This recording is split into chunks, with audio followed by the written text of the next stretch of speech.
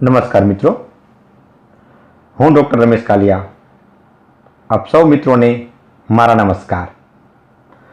તમે જો અમારી આ ચેનલને સબસ્ક્રાઈબ ન કરી હોય તો સબસ્ક્રાઈબ કરો અને લાઈક આપો, જેથી કરી અમારા આવનારા જે દરેક નવા વિડીયો જે છે તેની અપડેટ મળતી રહે.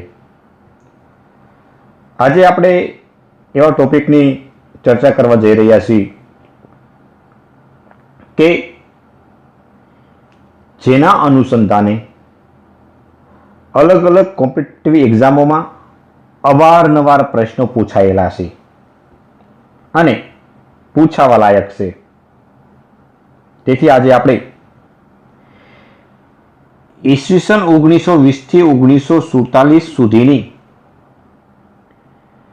જે મહત્વની જે ઘટનાઓ જે રહેલી છે તે ઘટનાઓના અનુસંધાને આપણે માહિતી મેળવીશું.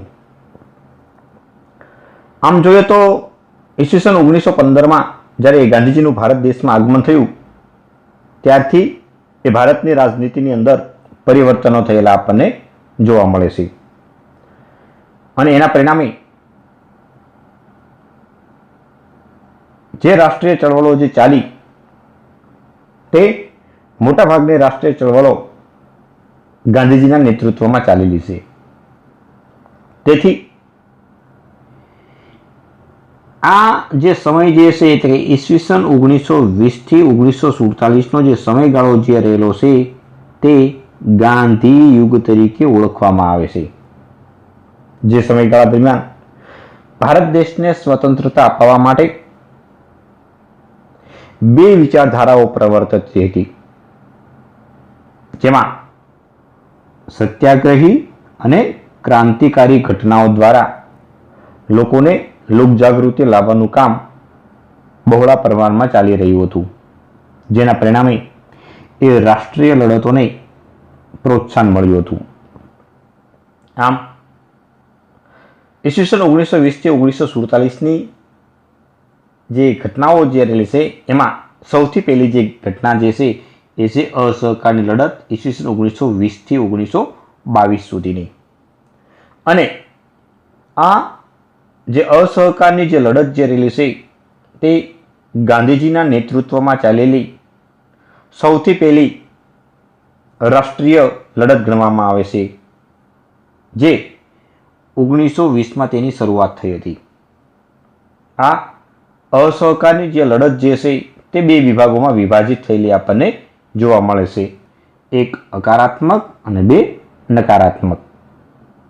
આમ અસહકારની લડતના અનુસંધાને જ્યારે પૂરજોશમાં લડત ચાલી રહી હતી ત્યારે ઉત્તર પ્રદેશના 1922માં ચૌરી ચૌરા નામની હિંસક ઘટના ઘટી, જેનાથી એ ગાંધીજી જે રહેલા છે એ ગાંધીજીએ આ લડતને એ સ્થગિત કરી દીધી હતી.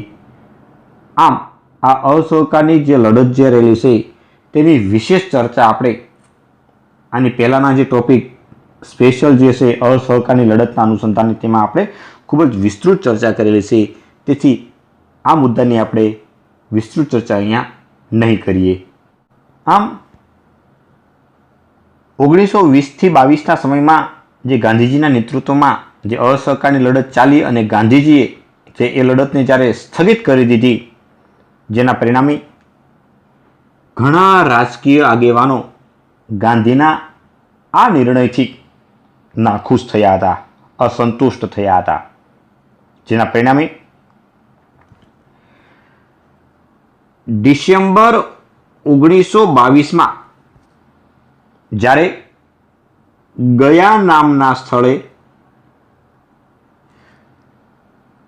ચિત્તરંજન દાસના અધ્યક્ષસ્થાને કોંગ્રેસનું વાર્ષિક અધિવેશન મળ્યું, ત્યારે તેમાં ગાંધીજીના રચનાત્મક કાર્યક્રમો ઉપર શ્રદ્ધા રાખવા માટેનું મનોમંથન થયું.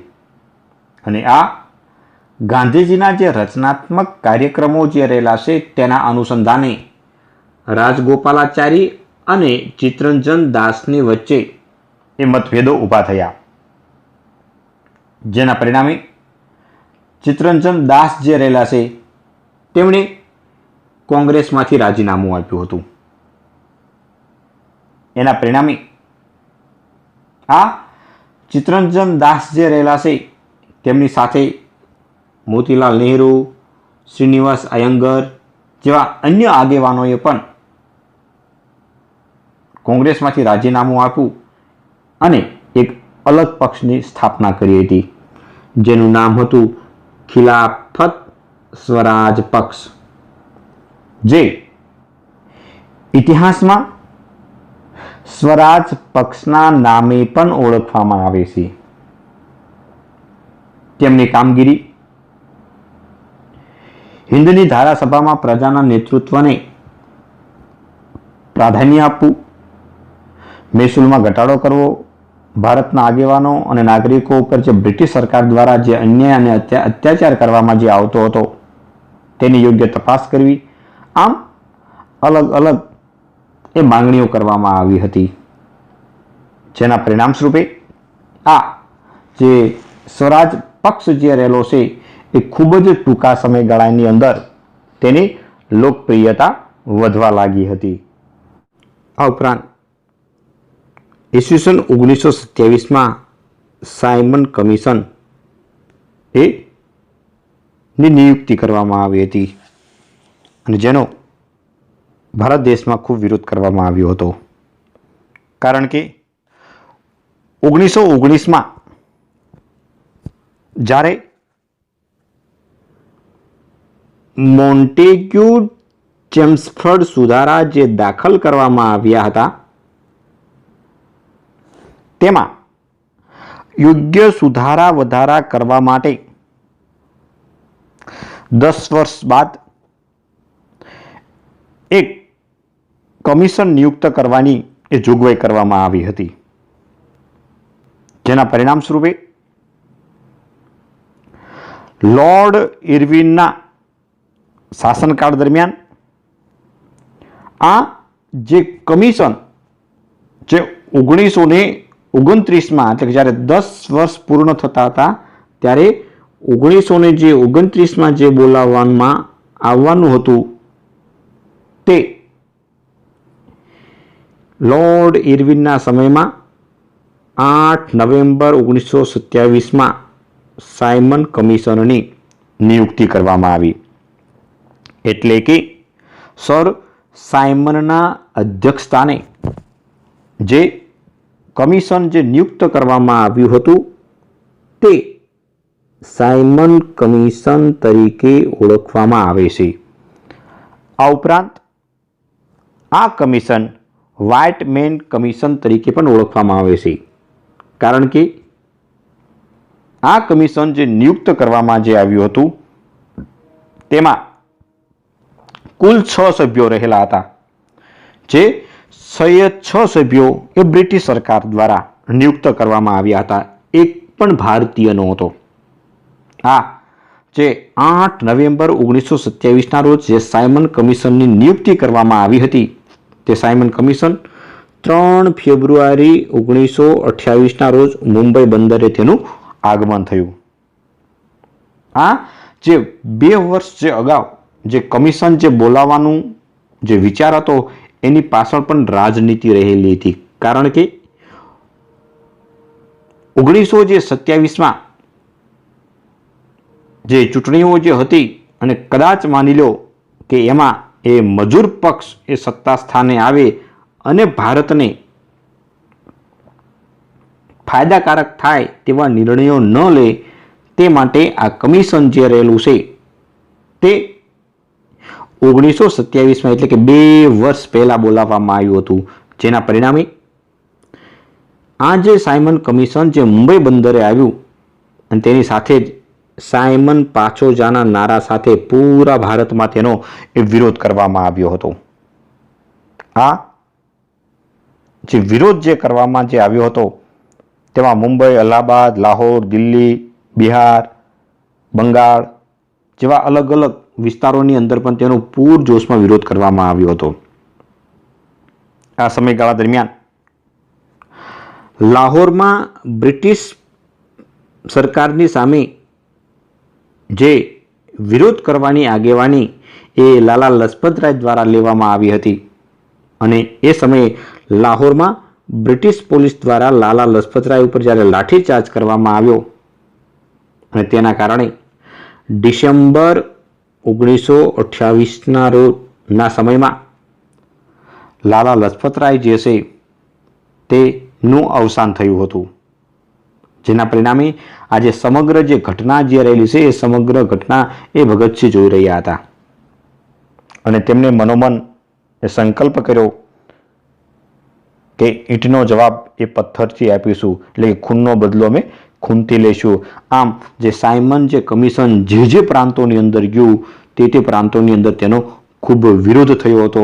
આમ આ ભગતસિંહ જે લાલા લજપતરાયની હત્યાનો જે બદલો જે લેવાના જે સંકલ્પ કર્યો હતો તેના પરિણામ સ્વરૂપે એ પૂરા ભારત દેશમાં એક ક્રાંતિકારી પ્રવૃત્તિ જે છે પૂરજોશમાં ચાલી હતી.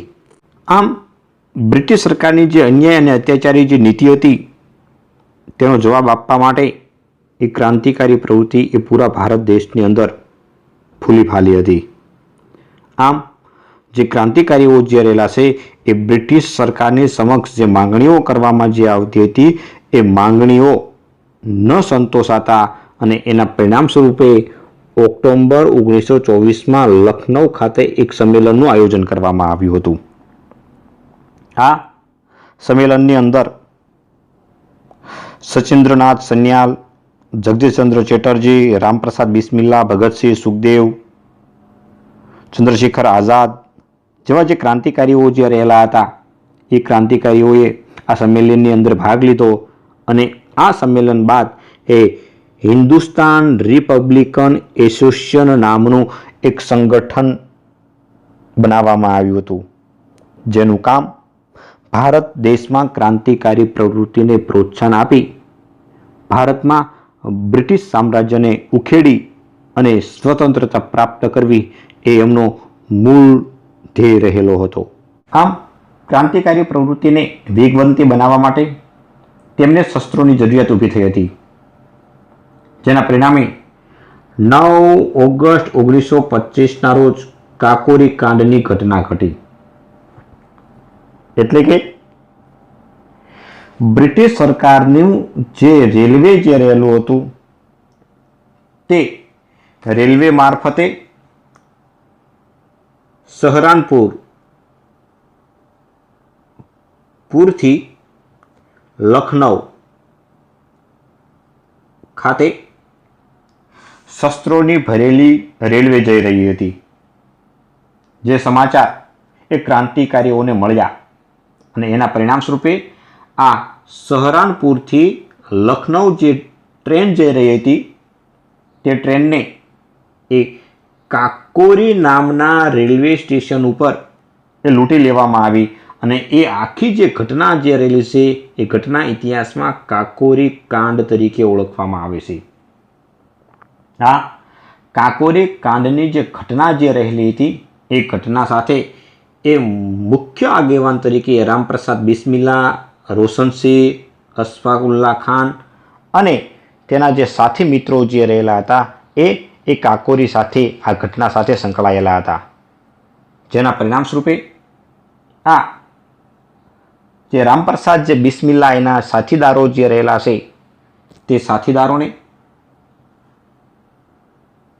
ડિસેમ્બર 1927ના સમયમાં તેમને ફાંસી આપવામાં આવી હતી અને જેના પરિણામે આ જે ક્રાંતિકારી જે પ્રવૃત્તિને દાબી દેવા માટે જે બ્રિટિશ સરકાર જે પ્રયાસો કરી રહી હતી, પરંતુ એ ક્રાંતિકારી ઘટનાઓ પ્રવૃત્તિઓ ઘટવાના બદલે એ ભૂગર્ભમાં રહીને એ આયોજન કરતા હતા અને દિન પ્રતિદિન ક્રાંતિકારી પ્રવૃત્તિ જે રહેલી છે તેને વેગવંતી બનાવવા માટેના પ્રયાસો કરવામાં આવતા હતા.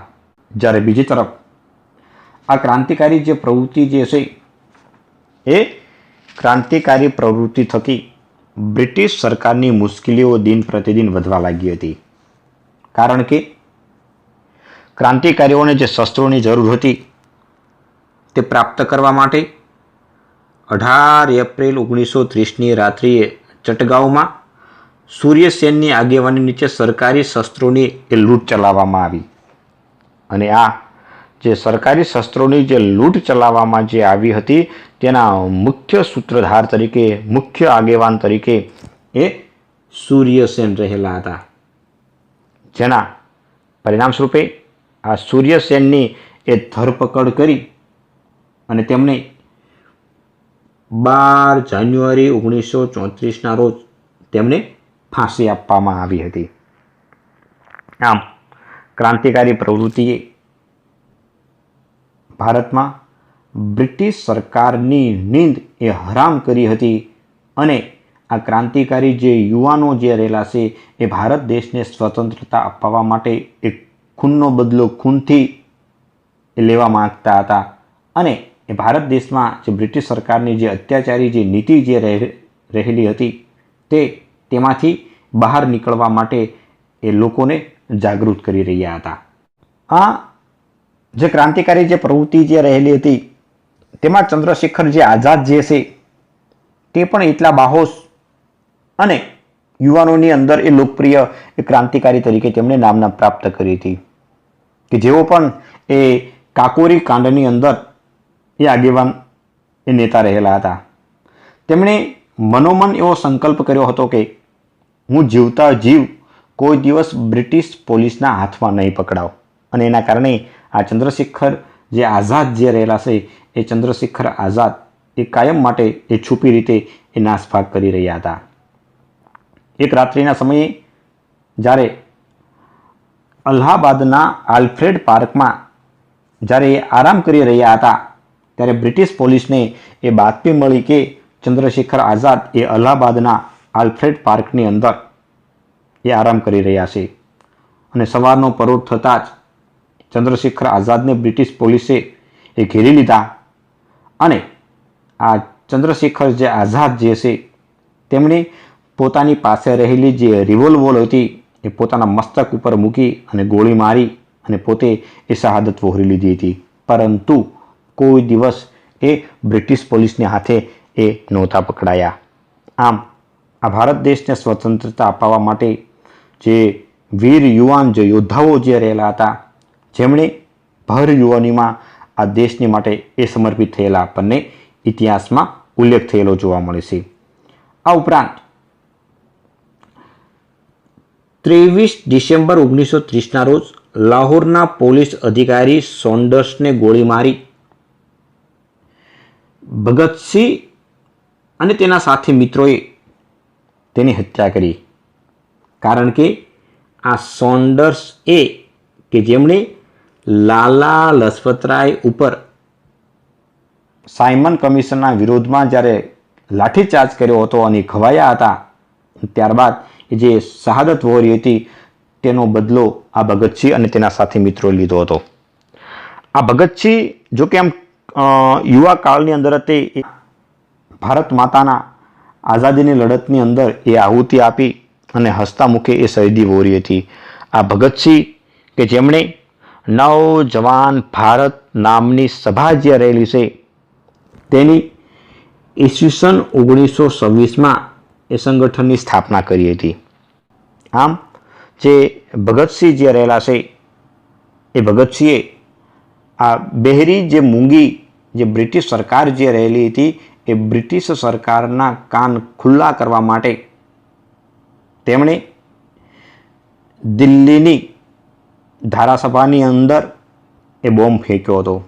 ત્યારબાદ એ ભગતસિંહ જે છે તેમની અને તેમના જે સાથી મિત્ર જે છે તેમની ધરપકડ કરવામાં આવી હતી અને એ ધરપકડ થયા બાદ 23 માર્ચ 1931ના રોજ ભગતસિંહ, રાજગુરુ અને સુખદેવને એ ફાંસી આપવામાં આવી હતી. તેથી આ 23 માર્ચનો દિવસ એ શહીદ દિવસ તરીકે પણ ઓળખવામાં આવે છે.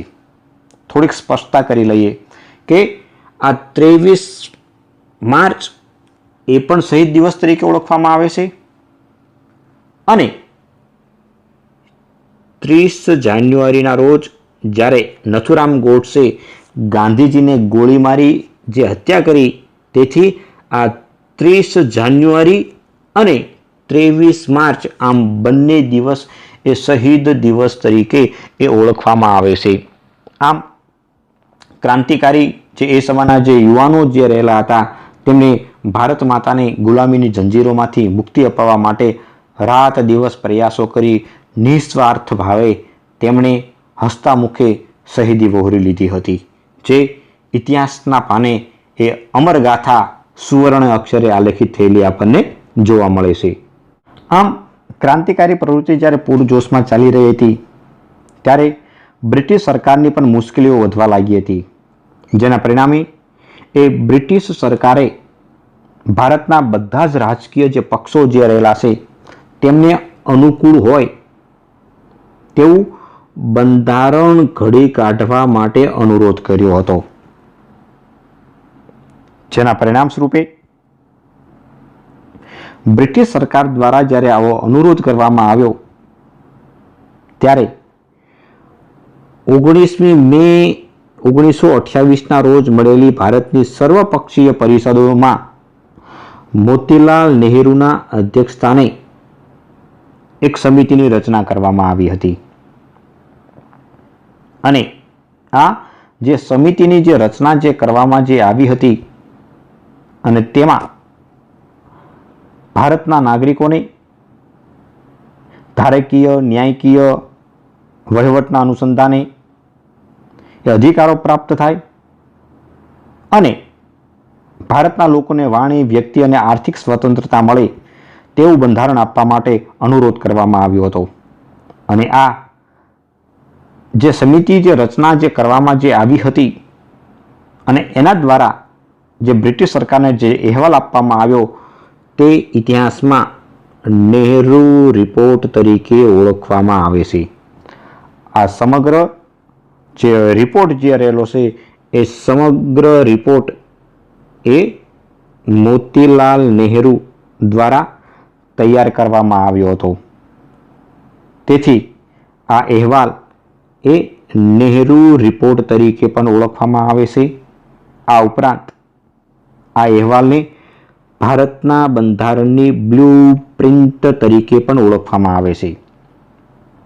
આ અહેવાલ જ્યારે બ્રિટિશ સરકારને સુપ્રત કરવામાં આવ્યો ત્યારે મુસ્લિમ લીગે આ અહેવાલના અનુસંધાને અસંમતિ દાખલ કરી હતી. તેથી આ અહેવાલનો અમલવારી થઈ શકી નહીં. પરિણામે આ નહેરુ અહેવાલ જે છે તે અમલમાં ન આવી શક્યો. ત્યારબાદ ભારતના ઇતિહાસની અંદર અને ખાસ ગુજરાતના ઇતિહાસની અંદર એ બારડોલી સત્યાગ્રહનું વિશેષ મહત્વ રહેલું છે. કારણ કે બ્રિટિશ સરકાર દ્વારા એમ કહેવામાં આવ્યું હતું કે સુરત જિલ્લાના જે બારડોલી તાલુકો જે રહેલો છે એ બારડોલી તાલુકામાં છેલ્લા 30 વર્ષથી એની જમીનની આકારણી કરવામાં આવી નથી અને એના પરિણામે આ બારડોલી જે તાલુકો જે રહેલો છે એ તાલુકાના રસ્તાઓ, રેલવે, વીજળી અને ખેત ઉત્પાદનના અનુસંધાને જે વિકાસ થયો છે તેથી આ બારડોલી તાલુકાના ગામડાઓ ઉપર 25 થી 30% જમીન મહેસૂલ વધારો કરવામાં આવ્યો હતો, જેના પરિણામે બારડોલી તાલુકાના જે ખેડૂતો જે રહેલા હતા તેમનામાં અસંતોષ થતા બ્રિટિશ સરકારની જે આ શોષણવાદની જે નીતિ જે રહેલી હતી તેનો સખત વિરોધ થતા કુંવરજીભાઈ મહેતા અને કલ્યાણજી મહેતાના પ્રયાસોથી લોકજાગૃતિ લાવવાનું અને એકતા લાવવાનું કામ કર્યું હતું. અને આ સમગ્ર જે ઘટના જે છે તે ગાંધીજી સમક્ષ મૂકવામાં આવી અને ગાંધીજીએ એ વલ્લભભાઈ પટેલને રૂબરૂ જઈ અને અહેવાલ આપવાનું કહ્યું અને તેમાં જે બ્રિટિશ સરકારની જે આર્થિક શોષણની જે નીતિ જે રહેલી હતી તેના સામે જે લડત ચલાવવામાં આવી હતી તે બારડોલી સત્યાગ્રહ તરીકે ઇતિહાસમાં ઓળખાય છે. આ બારડોલી સત્યાગ્રહની આગેવાની વલ્લભભાઈ પટેલને સોંપવામાં આવી હતી. અંતે આ જે બારડોલી જે સત્યાગ્રહ એ માત્ર બારડોલી પૂરતું જ મર્યાદિત નહોતું રહ્યું, પરંતુ અન્ય પ્રાંતોની અંદર પણ તેની વધતા ઓછા પ્રમાણમાં અસર જોવા મળી હતી. અને આ સમયગાળા દરમિયાન દૈનિક સત્યાગ્રહ પત્રિકા એ પ્રકાશિત થતી હતી. આ દૈનિક જે સત્યાગ્રહી જે પત્રિકા જે હશે તેનું ગામડાએ જઈ વેચાણ કરવામાં આવતું હતું, જેથી કરીને લોકોની અંદર જાગૃતતા આવે. અને આ બારડોલી સત્યાગ્રહના અનુસંધાને જે પાંચાભાઈ દાજીભાઈ કોળી પટેલ જે રહેલા હતા, કે જે પાંચા કાકા તરીકે ઓળખાય છે, જે દાંડી નજીક આવેલ કરાડી નામના વતની હતા. તેમણે આજીવન સુધી પોતાની જમીનનું મહેસૂલ નહોતું ભર્યું અને તેમણે પોતાની જમીન પણ નહોતી સ્વીકારી. અને આજે પણ એમની જે જમીન જે છે એ રાષ્ટ્ર માટે સમર્પિત કરેલી છે. અને આજે ત્યાં એ ગાંધી કુટીર બનાવવામાં આવેલી છે, જેની મેં રૂબરૂ મુલાકાત પણ લીધેલી છે. આવા હતા એ સમયના જે ખેડૂતો જે રહેલા હતા, એ આગેવાન નેતાઓ જે રહેલા હતા, એમનામાં રાષ્ટ્રવાદની ભાવના રહેલી હતી. આમ જે બારડોલી સત્યાગ્રહની અંદર જે ખેડૂતોનો જે વિજય થયો હતો, તેના પરિણામ સ્વરૂપે બારડોલીની મહિલાઓ દ્વારા વલ્લભભાઈ પટેલને સરદારનું બિરુદ આપવામાં આવ્યું હતું. આ બારડોલીને એ સત્યાગ્રહની ભૂમિ તરીકે પણ ઓળખવામાં આવે છે. આમ ગુજરાત અને ભારતના ઇતિહાસની અંદર એ બારડોલી સત્યાગ્રહ એ ખેડૂત સત્યાગ્રહ માટે ખૂબ મહત્વની ઘટના ગણવામાં આવે છે. આમ ભારત દેશમાં જ્યારે પૂરજોશમાં જ્યારે લડત ચાલી રહી હતી, ત્યારે ડિસેમ્બર 1929માં લાહોર ખાતે રાવી નદીના કિનારે પંડિત જવાહરલાલ નહેરુના અધ્યક્ષસ્થાને કોંગ્રેસ અધિવેશન બોલાવવામાં આવ્યું હતું. આ કોંગ્રેસ અધિવેશનની અંદર 31 ડિસેમ્બર 1930ની રાત્રિએ પૂર્ણ સ્વરાજનો ઠરાવ પસાર કરવામાં આવ્યો હતો. અને તેમાં નક્કી કરવામાં આવ્યું હતું કે 26મી જાન્યુઆરી 1930નો દિવસ એ પ્રથમ સ્વાધીનતા દિવસ તરીકે એ ઉજવવામાં આવશે. જે પૂર્ણ સ્વરાજનો ઠરાવ જે પસાર કરવામાં આવ્યો હતો અને 26મી જાન્યુઆરી 1930નો દિવસ જે પ્રથમ સ્વાધીનતા દિવસ તરીકે જ્યારે ઉજવવાનું નક્કી કરવામાં આવ્યું હતું, તે દિવસને યાદ રાખવા માટે જ ભારતનું બંધારણ જે છે એ ભારતનું બંધારણ 26 જાન્યુઆરી 1950ના રોજ અમલમાં આવ્યું હતું. અને આજે પણ બી આ 26 જાન્યુઆરીનો દિવસ એ પ્રજાસત્તાક દિવસ તરીકે પણ ઉજવવામાં આવે છે. ક્રાંતિકારીઓ અને સત્યાગ્રહીઓ દ્વારા બ્રિટિશ સરકારની વિરુદ્ધમાં જે લડત ચલાવવામાં આવતી હતી અને તેમની જે ધરપકડ કરવામાં આવતી હતી, તેવા ક્રાંતિકારીઓ અને સત્યાગ્રહીઓ ઉપર જેલમાં ખૂબ જ અત્યાચાર કરવામાં આવતો હતો. જેના પરિણામે જતીનદાસ નામનો જે ક્રાંતિકારી જે રહેલો છે, એ ક્રાંતિકારીએ બ્રિટિશ પોલીસ દ્વારા જે જેલમાં ભારતીય ક્રાંતિકારી લોકો અને સત્યાગ્રહીઓ ઉપર જે અન્યાય, અત્યાચાર અને નિમ્ન કક્ષાનો જે ખોરાક આપવામાં આવતો હતો, તેના વિરુદ્ધમાં જતીનદાસ નામના એક આગેવાને 64 દિવસ સુધી ઉપવાસ કર્યા. અને અંતે આ 64 દિવસ જે ઉપવાસ કર્યા હતા, તેથી 13 સપ્ટેમ્બર 1929ના રોજ તેની શહાદત થઈ. તેથી આ જે જતીનદાસની જે શહાદત થઈ, પરિણામે પૂરા ભારતમાં તેનો વિરોધ કરવામાં આવ્યો હતો. આમ ક્રાંતિકારીઓએ ભારત દેશને સ્વતંત્રતા અપાવવા માટે જેલમાં એ સમયે કેદ થવું તે એક રાષ્ટ્ર માટે એક ગૌરવ ગણવામાં આવતું હતું. ગાંધીજીના નેતૃત્વમાં જે બીજી જે રાષ્ટ્રીય જે લડત જે રહેલી હતી, એ હતી સવિનય કાનૂન ભંગની લડત 1930થી 1931. આ સવિનય કાનૂન ભંગની લડત જે શરૂ થઈ તે પહેલાં ગાંધીજીના નેતૃત્વમાં 12 માર્ચ 1930ના રોજ દાંડી કૂચની શરૂઆત કરી હતી. જે દાંડી કૂચની પૂર્ણાહુતિ 5 એપ્રિલે થઈ હતી અને 6 એપ્રિલ 1930ના રોજ સવિનય કાનૂન ભંગની લડતની શરૂઆત થઈ હતી. આ સવિનય કાનૂન ભંગની જે લડત જે છે તેના મુખ્ય કેન્દ્રોમાં ધરાસણા, રાસ, ધંધુકા, વિરમગામ જેવા મુખ્ય કેન્દ્રો રહેલા હતા.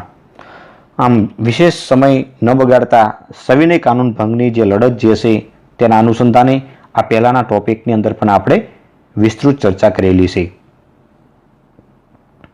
આમ જ્યારે સવિનય કાનૂન ભંગની લડત જ્યારે પૂરજોશમાં ચાલી રહી હતી ત્યારે તે સમયે ભારતના વાઇસરોય લોર્ડ ઇરવિન રહેલા હતા.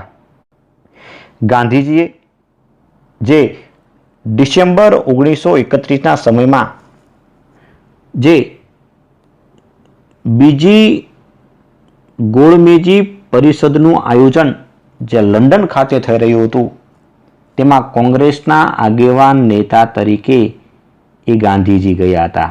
પરંતુ ત્યાં એક કોમવાદી મતદાન મંડળ મળવાથી ગાંધીજીએ તેનો વિરોધ કર્યો અને તેના પરિણામ સ્વરૂપે આ બ્રિટિશ સરકાર દ્વારા જે કોમવાદી જે મતદાન મંડળની જે જાહેરાત કરવામાં આવી હતી તેથી ગાંધીજીએ તેના વિરુદ્ધમાં યરવડા જેલની અંદર ઉપવાસ કર્યા. આમ તે સમયે ડૉક્ટર બાબા સાહેબ આંબેડકર અને ગાંધીજી વચ્ચે એ મતભેદ થયા હતા.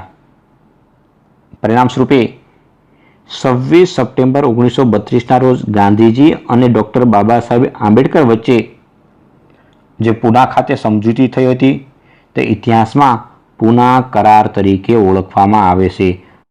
ત્યારબાદ જે મહત્વની જે ઘટના જે છે એ છે વ્યક્તિગત સત્યાગ્રહ કે જે 11 ઓક્ટોબર 1940ના રોજ વ્યક્તિગત સત્યાગ્રહનો ઠરાવ પસાર કરવામાં આવ્યો હતો.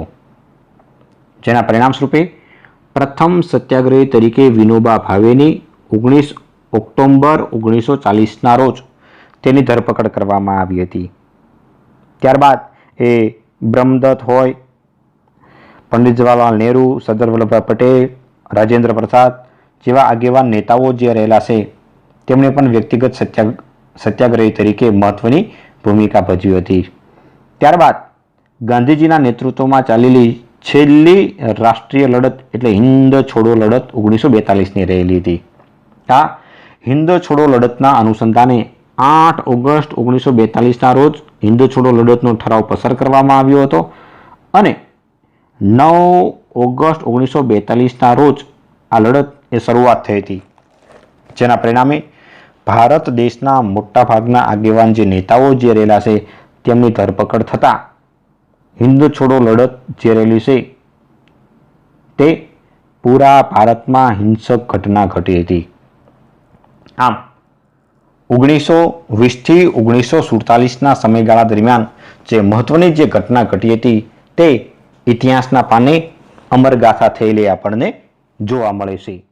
આભાર.